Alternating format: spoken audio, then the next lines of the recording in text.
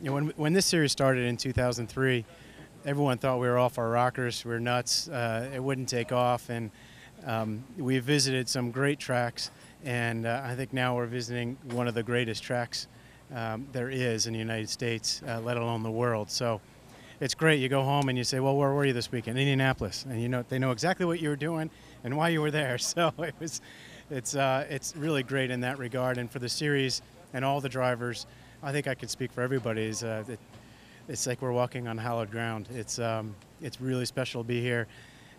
Just visualizing the stands, getting out on the straightaway, although we're going the wrong way, it's still super special. It's going to be unbelievable. I mean, it's just to add to what Matt said about this racetrack. There's Indianapolis, there's Daytona. They are the two big, iconic racetracks in North America, and we get to race at both of them. So it's just fantastic, and thanks to Grand-Am. The weekend here is going to be completely out of control. I mean, it's exactly what we know it can be in terms of a NASCAR weekend. It's the same time of the Grand-Am series complementing that with the infield. It's going to be fantastic for the fans who get to see all kinds of racing nonstop through the infield on the oval.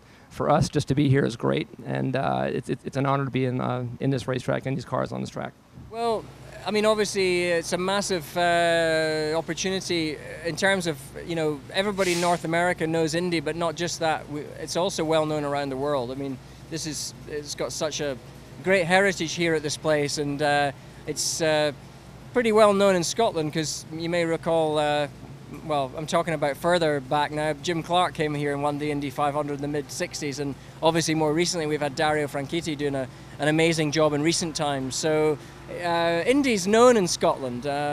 It's known around the world, and it's certainly one of the great events to come to, but as a racetrack as well, it's got that special sort of something about it. So yeah, it's been a huge historical event to be at Motorsports in Indianapolis, and to be here for the first time, to get to drive on the track is really an historic event. And I think it'll be really interesting for fans to see sports car racing at a venue that has primarily been open wheel racing.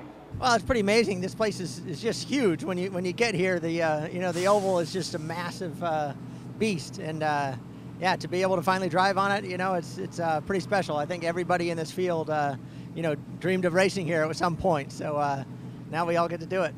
I think it's a real privilege for us to be here at Indianapolis. It's certainly, through my whole career, I wanted to race here, obviously in the 500, but that didn't never happen.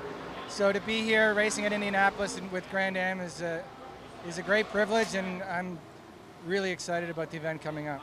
To listen to the Indianapolis 500, because that's what it was all about, and that's what we listened to, and we were about road racing, and we were about Indy, and we were about speed, and just, the Al Unsers and the Johnny Rutherfords, and, those huge names at the time, AJs, and, just that whole aura of speed and excitement.